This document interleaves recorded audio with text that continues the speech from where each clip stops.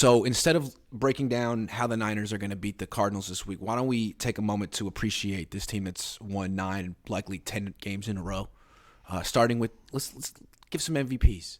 Not necessarily the best player on the team, but the most valuable. Okay, let's start on offense, and because the regular season is virtually over, and let's do it. It's fun, and it will lighten our mood. So let's start on offense and say who the contenders are, okay? Yes. I'd say clearly, I'm sorry. No, you go ahead. You go ahead. I'd say one contender is Christian McCaffrey. Big time. You name one. Well, George Kittle's a contender. He's having a really good season. He's got the most touchdowns of his career. Brock Purdy is a contender. Well, Brock Purdy's a very strong contender. I'm just trying to name him. Trent Williams is a contender. He might be the best player on the offense. And Ayuk is a contender. Yes. If you had to pick one, who would you go with? Brock Purdy. Me too. I would. Yeah. Why don't you give your reasons? Well, I think you can make a strong argument for Christian McCaffrey as well. Since Christian McCaffrey's here, I think they're 9-1. 9-1, and the one loss was the first game he was here when he was just learning the playbook. But to me, as good as he is, the quarterback is such a more valuable position. So you could have the best running back in the world, but if you have a significant upgrade at quarterback, that trumps everything. And I think that's what Purdy's been so far. And I think you can see it. Nothing against Jimmy. He's a good player. It seems like he's a slightly above average quarterback statistically, but he doesn't really throw down the field or do play action, so he's not the greatest fit. He's not the greatest complement to a running team. So when McCaffrey was here, he averaged 4.2 yards per carry with Jimmy on the field. Since Purdy's been here, he's been averaging 5.1 yards per carry with Purdy on the field. It's just because now they have play action, and there's more space for the running back, I think.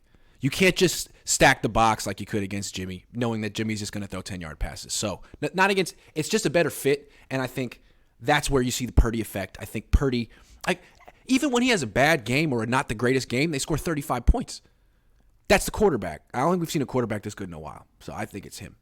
I agree. He opened up the offense. It was waiting to be opened up.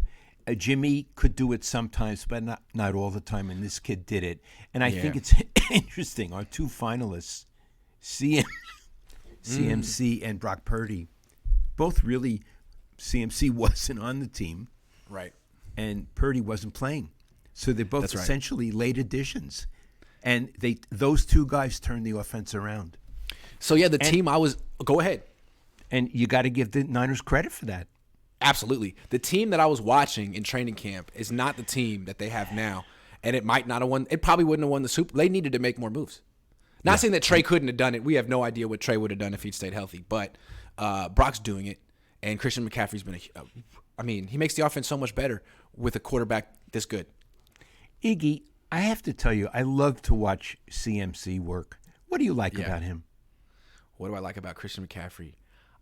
I didn't live through Roger Craig. That was before me. So the whole idea of a running back that's this good of a receiver is something I've seen on other teams in the league, but not weekly.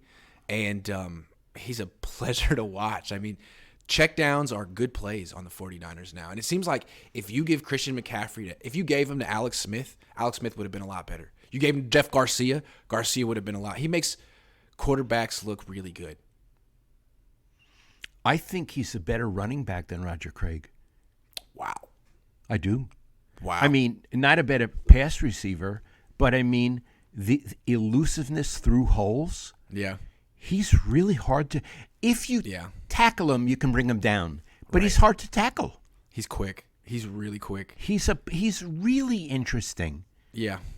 He's really good. He thinks – he sort of compares himself to Marshall Faulk, who was an MVP, Hall of Fame player. He's a little bit smaller than Marshall Faulk.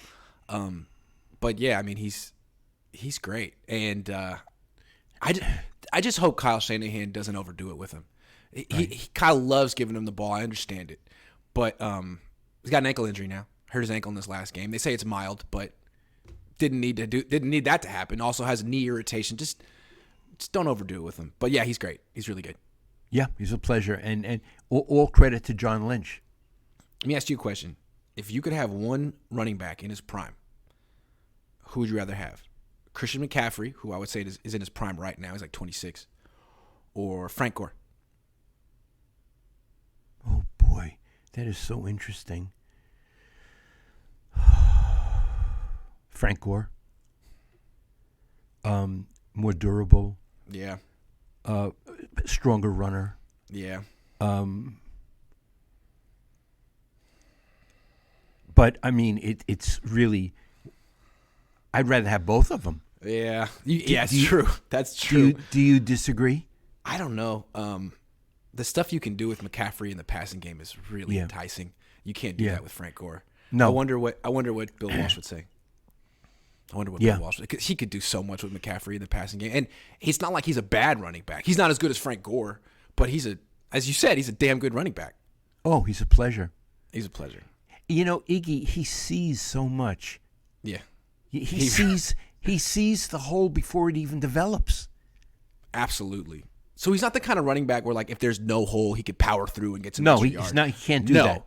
But if you give him a good, some good blockers, a good coach, and some good plays, he's not going to mess it up. He's going to get the most out of it. Yeah. Right. And he's a hell of a competitor.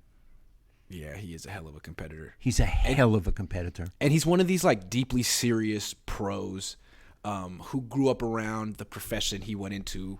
Not that I'm saying I'm like that, but Nick Bosa, Steph Curry, Klay Thompson. In football, it's not nepotism. It's just you grew up around it. You know what it takes. His dad is Ed McCaffrey. He knows. It's like he's been a pro since he was 2 years old. So I like that about him.